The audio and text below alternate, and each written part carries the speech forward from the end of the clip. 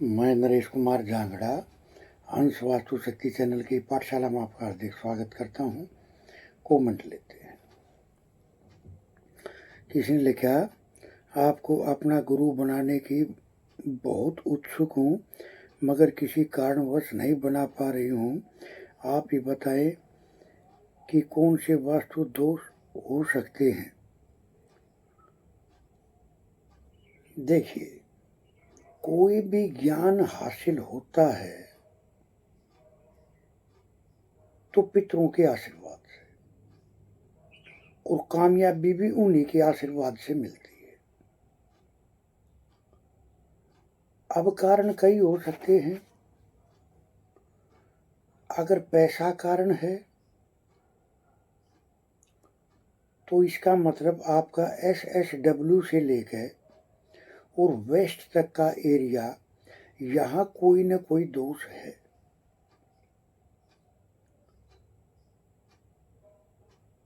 जो आपकी इच्छा पूरी नहीं हो रही तो वेस्ट तक का एरिया इसका जिम्मेदार है। स्टेबिलिटी नहीं है, रिश्ते उखड़ रहे हैं। अब कारण कई हो सकते हैं। अगर पैसे का कारण है, इच्छा पूर्ति का कारण है, तो SSW से लेकर और वेस्ट तक का एरिया इसका जिम्मेदार होता है। देखिए, जब भी कोई भी ज्ञान हम हासिल करते हैं या अपनी बातों में वजन पैदा करते हैं, जो हमारी एक आवाज पे सब इकट्ठे हो जाए, अगर ये आवाज में, शब्दों में अगर दम पैदा करना है तो पितरों के आशीर्वाद के बगैर तो ये संभव ही नहीं है। ऐसा हो ही नहीं सकता। पितरों का आशीर्वाद बहुत जरूरी होता है, और ये जो पितरों का आशीर्वाद है, इसके बगैर इस त्रिलोकी में स्वर्ग का सुख, स्वर्ग सा आनंद अगर देने में कोई सक्षम है तो पितर है। और वास्तु में इन पितरों का सबसे बड़ा रोल होता है।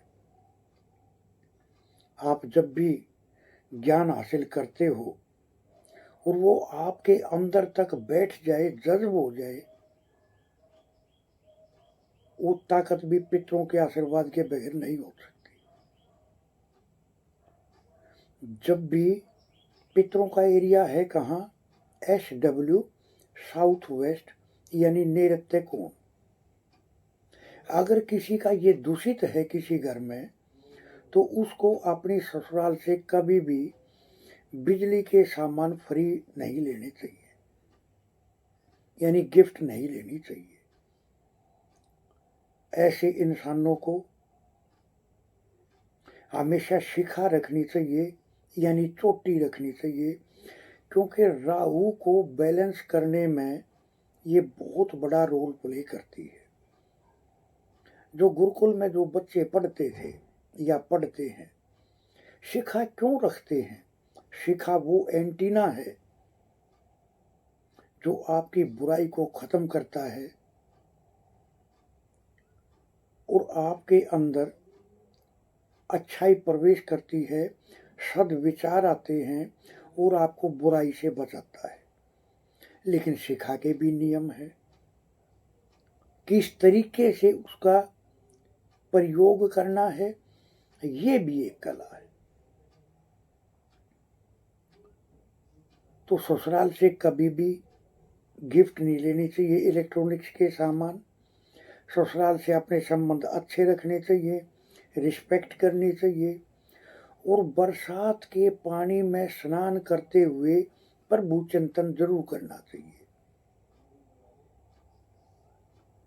बरसात के पानी में स्नान करते वक्त प्रभु का नाम जरूर लेना चाहिए। और राहु को बैलेंस करने में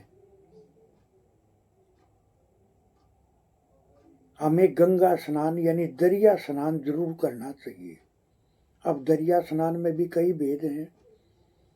देखो सर, दरिया स्नान अब जैसे हरिद्वार जाते हैं, हर की पौड़ी पे स्नान करके आते हैं। सर वो एरिया गवर्नमेंट ने उसको पक्का फर्श किया हुआ है, जबकि दरिया स्नान कच्चे का होता है, यानी डायरेक्ट जमीन पे पैर पड़ने चाहिए, कच्ची जमीन पे। और गंगा माई में स्नान करने से पहले, अपने पैर को डुबोने से पहले उनका जल अपने हाथ की हथेली पे लेके और आचमन करना चाहिए और उसको पीना चाहिए। घुटन माँ गंगा से आशीर्वाद लेना चाहिए कि हे माँ गंगा, मेरे को आशीर्वाद दो, मेरे को इजाज़त दो, जो मैं आपके अंदर प्रवेश कर सकूं, स्नान कर सकूं, और मेरे जितने भी नेगेटिव थॉट हैं, जितने भी गलत और गंदे विचार हैं, वे मेरे दूर हो। सर राहु का सबसे बेस्ट उपाय है दरिया स्नान, या अपने किचन में बैठ के जमीन पे खाना खाते हैं तो भी राहु बहुत अच्छे परिणाम देने शुरू कर देता है। साथ में सुबह सुबह अपने घर से बाहर निकले और फिर जैसे मंदिर की दहलीज पे मत्था टेकते हैं,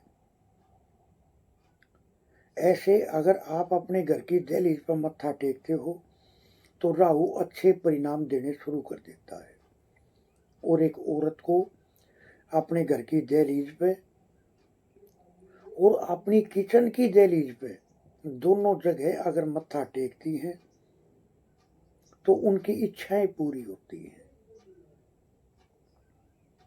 क्योंकि राहु पहले, जब राहु खराब होता है तो पहले शुक्र को खराब करता है, और जब शुक्र खराब होता है तो केतु खराब हो जाता है। शुक्र खराब होता है तो केतु को खराब करेगा, और केतु बृहस्पति को खराब करता है। केतु बृहस्पति खराब हो जाता है केतु खराब होने से, यानी, और अगर केतु खराब होगा तो बृहस्पति खराब हो जाएगा। यानी कुल मिलाकर राहु बृहस्पति को खराब कर देता है। तो आप अपने घर के SSW से लेकर और वेस्ट तक के एरिया में अगर आप चेक करते हो तो वहां कोई ना कोई वास्तु दोष 100% मिलेगा आपको। दोष कुछ भी हो सकता है, anti colour, anti object, anti activity, बनावट में कारण कई हो सकते हैं। तो अगर आप इसको देखते हो, और प्लस में मैं देखो एक उपाय तो मैं तकरीबन वीडियो में बताता हूं कि वहां अगर SW में कोई भी दोष है, उस दोष को दूर करने के बाद में अगर आप अपने W1 पे दाल चावल का डब्बा रखते हो, मैंने बहुत वीडियो में बताया है, आप देख सकते हो वीडियो को कैसे रखना है, कौन सी दाल है। अगर आप इस तरीके को आजमाते हो तो 24 घंटे में घर का माहौल बदली होना शुरू हो जाता है, और 3 से 6 महीने में सर बहुत कुछ बदलना शुरू हो जाता है। मैं यही बोलूँगा, उपाय वही जो तुरंत काम करे। और सर ये जो उपायों के खजाने हैं, ये हम अपने कोर्सों में बहुत ज़्यादा मात्रा में हम नोट कराते हैं, PDF में आपको लिखे हुए मिलते हैं ऐसे उपाय जो जीवन को बदल दे। तो इस तरह से हंस वास्तु शक्ति ये चैनल आप सबका है। लाइक करें, सब्सक्राइब करें, शेयर करें, कमेंट करें। वास्तु के एडमिशन ओपन है। 3 सितंबर 2026 से नया बैच स्टार्ट होगा। वास्तु को गहराइयों से अगर जानना है, पकड़ना है, आप एक बार अगर ये कोर्स करते हो तो इतने डीप पॉइंट आपको मिलते हैं जो आपको आगे बढ़ने में बहुत मदद करेंगे। वास्तु को अनेक तरीकों से देखना, उसको ट्रीट करना बहुत अच्छे से सिखाया जाता है, बगैर किसी तोड़ा फोड़ी के। कुछ तोड़ा फोड़ी नहीं करनी। एक कल की बात है, एक सज्जन बैंक में नौकरी करते हैं, तो वो उनसे मुलाकात हुई। उन्होंने जब एक मोटा मोटी जब कागज पर लाइनें खींची, तो एक होता है वैदिक वास्तु, प्लॉट की बनावट, उसका आकार। तो जब उसने लाइनें खींची और उसने टॉयलेट बाथरूम जब उसने बताए कि यहाँ है, और वेस्ट का दोष और नॉर्थ का दोष जब बताया, तो मैं समझ गया था कि पहली बात तो ये सन की है, दूसरी बात कोई न कोई नशा करते हैं। तो उन्होंने बताया कि मेरे पिताजी पहले बहुत शराब पीते थे, लेकिन हमने जैसे ही ये जो 2 प्लॉट हैं, इसके बीच में जो एंट्री है अंदर बाहर जाने की, मकान के अंदर से ही हमने जब से इसको कट ऑफ करा है, जीवन का माहौल बदली होना शुरू हो गया। उन्होंने बताया कि सर हमने ये अलग किया था। मैं कहा जिस दिन से आपने ये अलग किया, उससे 1.5 से 2 साल के बाद में जीवन ही बदल गया आपके मकान का। कि हाँ सर, मेरे पिताजी पहले बहुत शराब पीते थे, मेरा भाई की संगत गलत थी, पढ़ाई में नहीं चलता था, लेकिन हमने ये जैसे ही किया, मेरे भाई टॉपर हो गया पढ़ाई में, मेरे पिताजी ने नशा करना छोड़ दिया। सर ये वास्तु के वो चमत्कार हैं। ये मैं छोटी सी बात आपसे शेयर कर रहा हूँ, क्योंकि वास्तु के बगैर तो कुछ घटित हो ही नहीं सकता। कुछ घटित नहीं हो सकता, क्योंकि मेरा ऐसा मानना है कि इंसान एक कठपुतली है। वो जैसे माहौल में रहेगा, जैसा वातावरण होगा, जैसी मकान की बनावट होगी, वो उसको अपने अनुरूप ढाल लेगा। जैसे अगर किसी की E6 की एंट्री है, तो सर 100% श्योर कि वहां रहने वाले लोग अपनी बातों पर कभी खरे नहीं उतरते, यानी झूठ बोलने में माहिर होते हैं। तो अब उस एंट्री ने उस घर में रहने वालों को बना दिया। सर ये तो एक लाइन की बात बताई है, अपने PDF में तो हम बहुत डिटेलिंग में बता के चलते हैं। तो इस तरह से वास्तु को सीखने के इच्छुक हमारे से संपर्क कर सकते हैं। वास्तु की वो गहराइयाँ जो आपके जीवन को बदलने में सक्षम है। थैंक यू, धन्यवाद, नमस्कार, जय हिंद, जय भारत।